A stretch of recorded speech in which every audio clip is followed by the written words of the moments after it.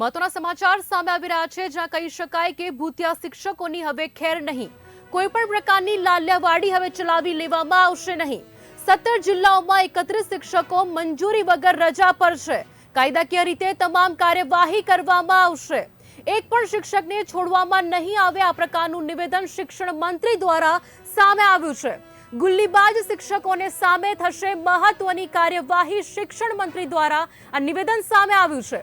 તમામ શિક્ષકોને પગાર નહીં મળે. શિક્ષણ મંત્રી મહત્વના સમાચાર કે જ્યાં 17 જિલ્લાઓમાં 31 શિક્ષકો મંજૂરી વગર જ રજા પર છે. કાયદાકીય રીતે તમામ કાર્યવાહી કરવામાં આવશે.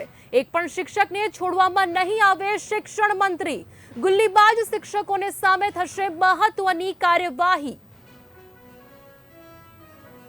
પ્રકારની માહિતી ગામના સરપંચ, તાલુકા પંચાયતના સદસ્ય, સામાજિક અગ્રણીઓ, NGO સંસ્થા કોઈ પણ પ્રકારની આવી કમ્પ્લેન આવી હોય તો છેલ્લા 1 વર્ષની અંદર એ પણ અમે મંગાવી છે.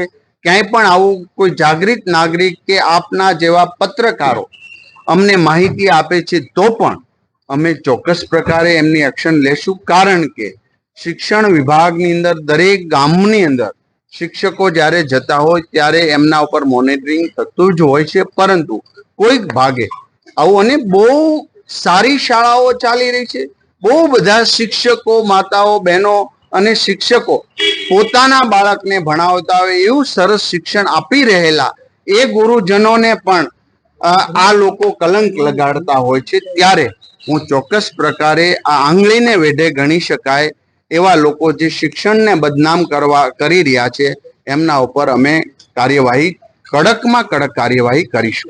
સરકારીને આપેલા લોકશાહીના નિયમ પ્રમાણે એમને આપેલા હક નો દુરુપયોગ કરીને આ લોકો કામગીરી કરી રહ્યા છે. ઘણીવાર કર્મચારી બીમાર હોય, એને તકલીફ હોય, એ 3 મહિનાની નહીં પણ 6 મહિનાની રજા લે તો પણ માનવીયતા અભિગમ દ્વારા આપણે શું માણસ છીએ અને એમના પ્રત્યે આપણે સંવેદના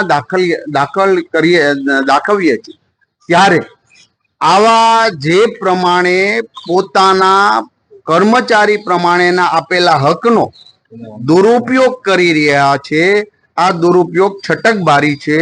આ છટકબારીમાં પણ શું સુધારો કરી શકાય એની પણ મેં આજે મારા ઉચ્ચ અધિકારી જોડે ચર્ચા કરવામાં આવી છે.